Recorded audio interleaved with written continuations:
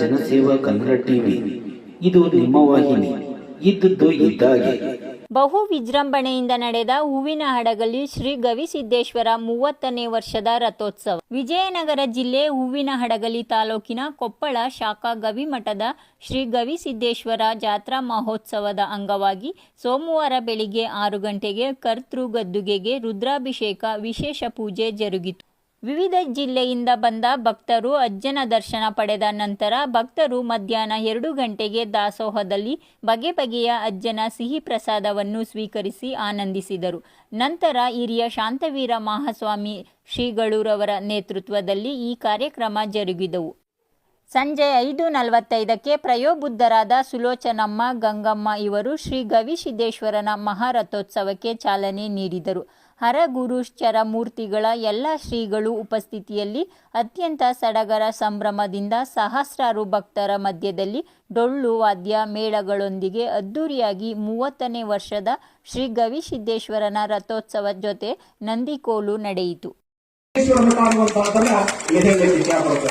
ಕೊಪ್ಪಳದ ಗವಿಸಿದ್ದೇಶ್ವರನ ಮಠದಲ್ಲಿ ಕೂಡ ಅನೇಕ ವಿದ್ಯಾರ್ಥಿಗಳು, ಆ ವಿದ್ಯಾರ್ಥಿಗಳಿಗೆ ಅನೇಕ ಬಡ ಮಕ್ಕಳಿಗೆ, ವೃದ್ಧಾಶ್ರಮದೊಳಗಿರುವಂತಹ ತಂದೆ ತಾಯಿಗಳಿಗೆ ಅವರೆಲ್ಲರೂ ಕೂಡ ಏನ್ ಮಾಡ್ತಾರೆ ಅಂತಂದ್ರೆ ಅರಿವು ಕೊಡ್ತಾರೆ, ಆದ್ರ ಪಟ್ಟಿಗೂ ಕೂಡ ಅನ್ನವೂ ಕೂಡ ಕೊಡ್ತಾರೆ ಅನ್ನುವಂತಹದನ್ನ ಮಠಗಳು ಮಾತ್ರ ಮಾಡ್ಕೊತ ಬರ್ತಾವೆ. ಆದ್ರೆ ಸರ್ಕಾರದವರು ಕೂಡ ಕೊಡ್ತಾರೆ.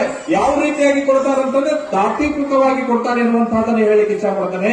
ಆದ್ರೆ ಎಲ್ಲಾ ಸದ್ಭಕ್ತರಿಗೂ, ವಿದ್ಯಾರ್ಥಿಗಳಿಗೂ, ವಿದ್ಯಾರ್ಥಿಯರಿಗೂ ಕೂಡ ಒಂದು ಒಳ್ಳೆಯ ಸಾಧನೆ ಮಾಡುವಂತಹ ಸಾಧಕರಿಗೂ ಕೂಡ, ಒಂದಿಷ್ಟು ಸಾಧನೆ ಮಾಡುವಂತಹ ಸಾಧಕರಿಗೂ ಕೂಡ ಅನುಕೂಲ ಮಾಡುವಂತಹದ್ದು ಅಂದ್ರೆ ಅವು ಮಠ ಮಂದಿರಗಳು ಮಾತ್ರ ಅನ್ನುವಂತಹ ಹಿನ್ನೆಲೆ ಒಳಗ ಇಲ್ಲಿ ಹೇಳಲಿಕ್ಕೆ ಇಚ್ಛಾ ಪಡ್ತೇನೆ.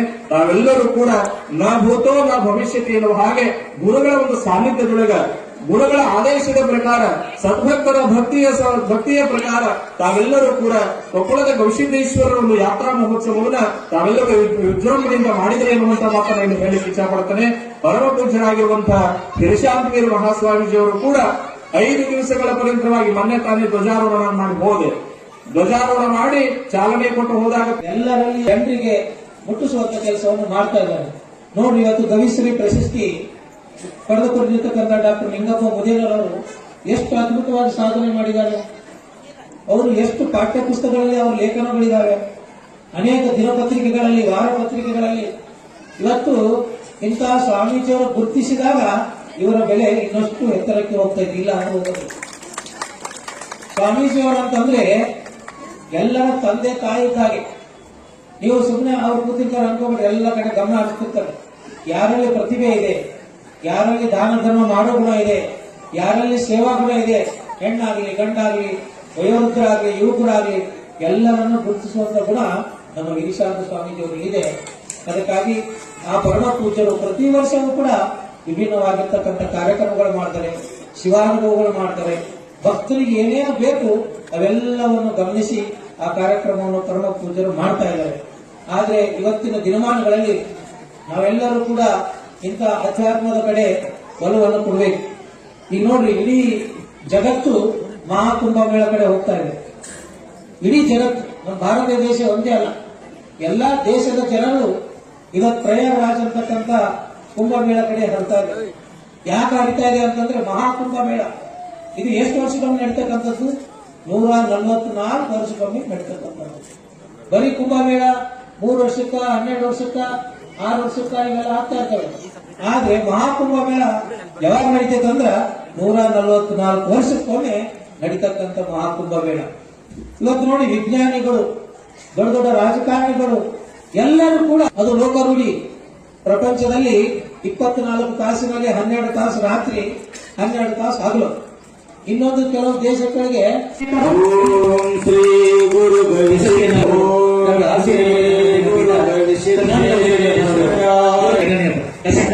ಶ್ರೀತರು ಇನ್ನೂ ಸಾಮಾಜಿಕ, ಧಾರ್ಮಿಕ, ಶೈಕ್ಷಣಿಕ, ಸಾಹಿತ್ಯಿಕವಾಗಿ ಕಾರ್ಯಗಳನ್ನು ಮಾಡಿ ನಮ್ಮ ವಿಜಯನಗರ ಜಿಲ್ಲೆಗೆ, ಹೂವಿನಗರಿಗೆ ಕೀರ್ತಿಯನ್ನು ತರುವಂತಾಗಲಿ ಎಂದು ಶುಭಹಾರೈಸುತ್ತೇವೆ.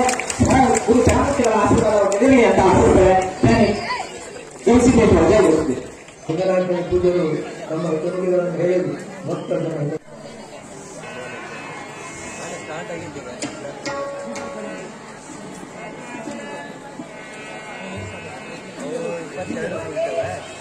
ಗುರು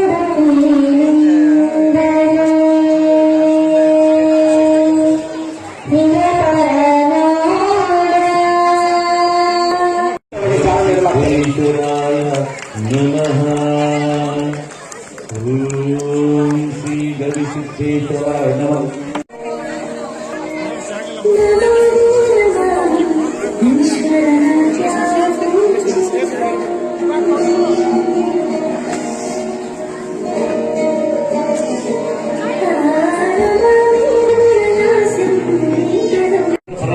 ಎಲ್ಲ ಸಿಬ್ಬಂದಿಗಳಿಗೆ ಒಂದು ಗುರುಕ್ಷಣ ನೀಡಲಿಕ್ಕೆ ಅವಕಾಶ.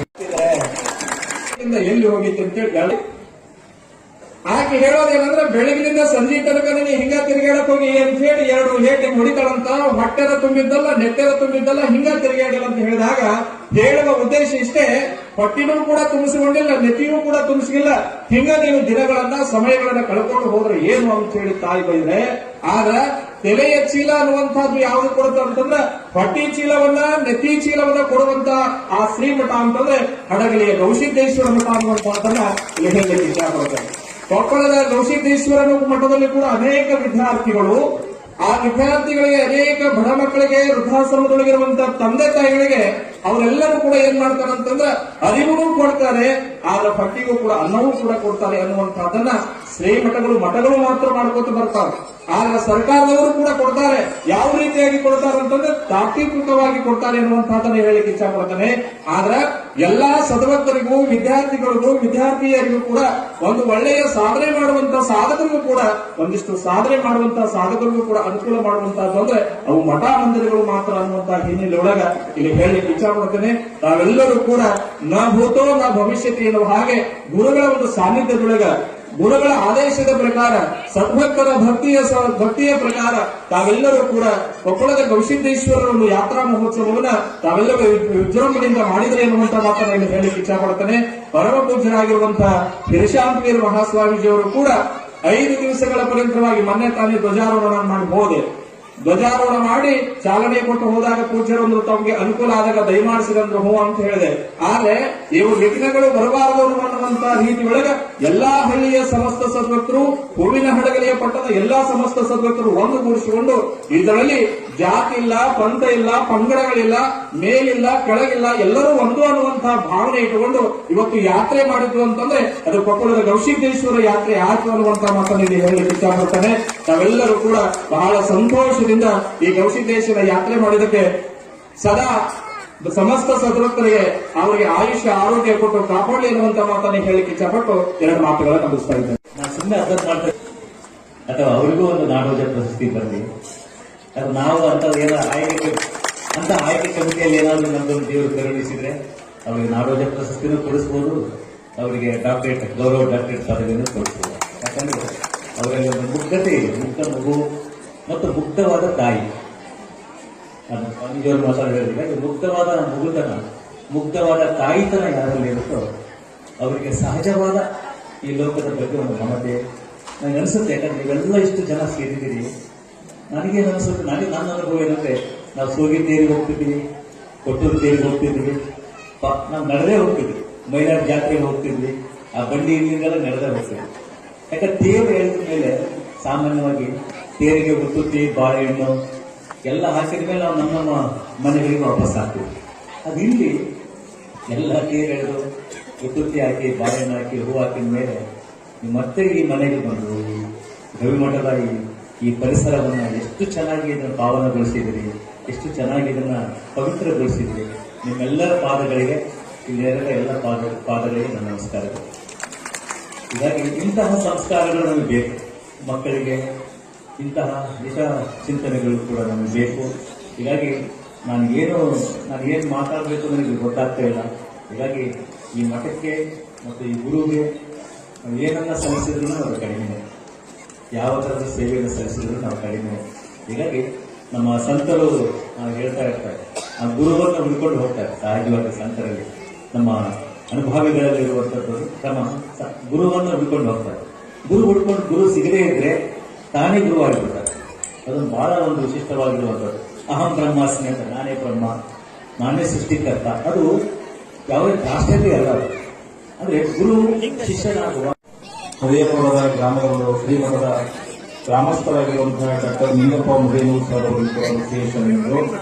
ಉಳಿದಿರುವಂತಹ ಎಲ್ಲ ಸಮಸ್ತ ಸತ್ಪಸ್ಥರೇ, ತಾಯಿಯಂದರೆ, ಮಕ್ಕಳೇ, ನಿಮಗೆಲ್ಲ ಕೂಡ ಶರಣು ಶರಣ.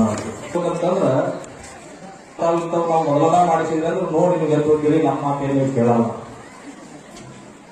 ಆದ್ರೂ ಕೂಡ ಜಗದ್ಗುರು ಮಹಾಸನಿ ದೇವರ ವಯಸ್ಸು ಆಗಿದೆ, ಕುಂದ್ರಲಕ್ಕಾಗಲಿಲ್ಲ ಅಂತ ಹೇಳಿ ಪರಪೂಜ್ಯರು ಆಶೀರ್ವಾದ ಮಾಡಿ 2 ಮಾತುಗಳನ್ನು ಹಂಚಿಕೊಂಡು ಸರ್ ಅವರು ಈ ಹೂವಿನ ಹಡಗಲೆಯ ಪಟ್ಟಣದಲ್ಲಿ ಎಲ್ಲೆಲ್ಲಿ ನಾನು ಅಡ್ಡಾಡಿ ಅಭ್ಯಾಸ ಮಾಡಿ ಯಾವ್ಯಾವ ದೇವರ ದರ್ಶನವನ್ನು ಪಡ್ಕೊಂಡು ಇವತ್ತು ನಾವು ಉತ್ತಮ ಮಟ್ಟಕ್ಕೆ ಬಂದೀನಿ ಅನ್ನುವಂತಹ ರೀತಿ ಒಳಗೆ ಅವರು ತಮ್ಮ 2 ಮಾತುಗಳನ್ನ ಹಂಚಿಕೊಂಡು, ಒಬ್ಬ ಸಾಧಕ, ಒಬ್ಬ ವಿದ್ಯಾರ್ಥಿ ಸಾಧನೆ ಮಾಡಿದಾಗ ಮಾತ್ರ ಛಲ ಇರಬೇಕು, ಸಾಧನೆ ಮಾಡುವಂತಹ ಗುರಿ ಇರಬೇಕು. ಆ ಗುರಿಯನ್ನು ತೊಟ್ಟುಕೊಂಡು ಈ ಶರೀರಕ್ಕೆ ವ್ಯವಸ್ಥೆಗೆ ಅಸ್ತವ್ಯಸ್ತ ಇರಬೇಕು. ಅಂದಾಗ ಮಾತ್ರ ನಾವು ಗುರಿ ಮುಟ್ಲಿಕ್ಕೆ ಸಾಧ್ಯವಾಗುತ್ತೆ, ಇಲ್ಲ ಅಂತಂದ್ರೆ ಸಾಧ್ಯವಾಗುವುದಿಲ್ಲ. ಬಹಳ ಕಷ್ಟವನ್ನ ಪಟ್ಟು ಅವರು ಎಲ್ಲೆಲ್ಲೋ ಕೂಡ ಅಧ್ಯಯನ ಮಾಡಿ ಎಲ್ಲೆಲ್ಲೋ ಇದ್ದು ಕೂಡ್ಕೊಂಡು ಅವರು ಇವತ್ತು ಒಳ್ಳೆಯ ಉತ್ತಮ ಮಟ್ಟಕ್ಕೆ ಬೆಳೆದ ಅಂತಂದ್ರೆ ಅದು ಗುರುವಿನ ಆಶೀರ್ವಾದ ಒಂದು ಇರುತ್ತೆ ಅನ್ನುವಂತಹ ಮಾತನಿಗೆ ಹೇಳಲಿಕ್ಕೆ ಇಚ್ಛಪಡ್ತಾನೆ. ಒಬ್ಬ ವಚನಕಾರ ಹೇಳ್ತಾರಂತೆ, ಏನ್ ಹೇಳ್ತಾರಂತಂದ್ರೆ 33 ಕೋಟಿ ಮಾನವ ಜನರೆಲ್ಲ ತುತ್ತಿನ ಚೀಲವ ಹೊರಕೊತ್ತಿ ತುಂಬುವರು, ನೆತ್ತಿಯ ಚೀಲವ ತುಂಬುವರು ಒಬ್ಬರನ್ನು ಕಾಣಿ ಗುಹೇಶ್ವರ ಅಂತೇಳಿ ಅಲ್ಲಮ ಪ್ರಭುದವರು ಹೇಳ್ತಾರೆ. ಆ ಜನರೆಲ್ಲ ಇದೀಗ ಮಾಧ್ಯಮ ಮಿತ್ರರಿಗೆ ದುರಕ್ಷೆ.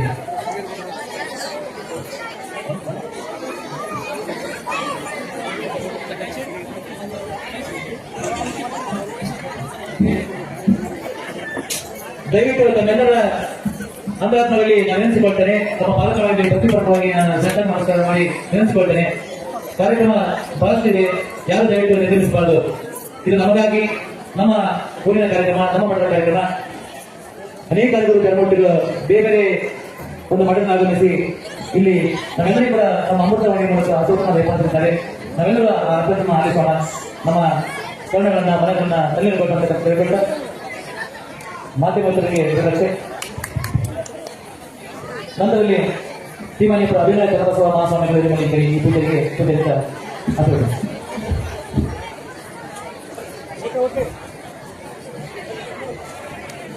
ಯಾವುದನ್ನು ತರೋದಿಲ್ಲ, ಯಾವುದನ್ನು ಒಯ್ಯೋದಿಲ್ಲ. ಆದ್ರೆ ದಿನದಿನವೂ ಸಂಪಾದನೆ ಮಾತಾಗಿದೆ. ನಾನು ಎಲ್ಲಿಗೆ ಹೋಗಬೇಕಾಗಿದೆ, ನನ್ನ ಕರ್ತವ್ಯ ಏನು ಅಂತಕ್ಕಂಥ ಸಾಧನೆ ಕೂತ್ರೆ ಮನಸ್ಸು ಒಳ್ಳೆಯದಾಗ್ತದೆ. ನಮಗೆ ನಮ್ಮ ಎಲ್ಲ ತೊಂದರೆಗಳು ಕೂಡ ಶ್ರೀಗಳವರು ದಯಮಾಡಿ ಕುರಿತುವಂತವರ ಒಂದು ಇದಕ್ಕೆ ಈ ಕಾರ್ಯಕ್ರಮದಲ್ಲಿ ಭಾಗಿಗಳಾಗ್ತಕ್ಕಂಥ ಒಂದು ಅವಸರ ಬಂದು, ಆದರೂ ಕೂಡ ಅಂದರೆ ಈ ಸಂದರ್ಭ ಸನ್ನಿವೇಶವನ್ನು ನೋಡಿ ಅಂತ ರೀತಿಯೊಳಗೆ ಅವರು ಮಾಡ್ತಕ್ಕಂಥ ಸೇವೆ ಅದು ಇವತ್ತು ಎಲ್ಲರಿಗೂ ಕೂಡ ಮೆಚ್ಚುವಂತ. ಒಮ್ಮೆ ಒಂದು ಸಂದರ್ಭ ನಡೆಯಿತು. ಒಬ್ಬ ತಾಯಿ ಒಂದು ಒಳ್ಳೆಯ ಮಗನಿದ್ದ. ಮಗ ಬಹಳ ಬುದ್ಧಿವಂತ ಮಗ ಇದ್ದ. ಅವರು ತಾಯಿ ಮಗ. ಸಬ್ಸ್ಕ್ರೈಬ್ ಬಟನ್ ಮೇಲೆ ಕ್ಲಿಕ್ ಮಾಡಿ ಹಾಗೂ ನಮ್ಮ ಹೊಸ ವಿಡಿಯೋ ನೋಟಿಫಿಕೇಶನ್ಗೋಸ್ಕರ ಪಕ್ಕದಲ್ಲಿ ಕಾಣುವ ಬೆಲ್ ಬಟನ್ ಮೇಲೆ ಕ್ಲಿಕ್ ಮಾಡಿ ಹಾಗೂ ಲೈಕ್ ಮಾಡಿ, ಶೇರ್ ಮಾಡಿ, ಕಮೆಂಟ್ ಮಾಡಿ.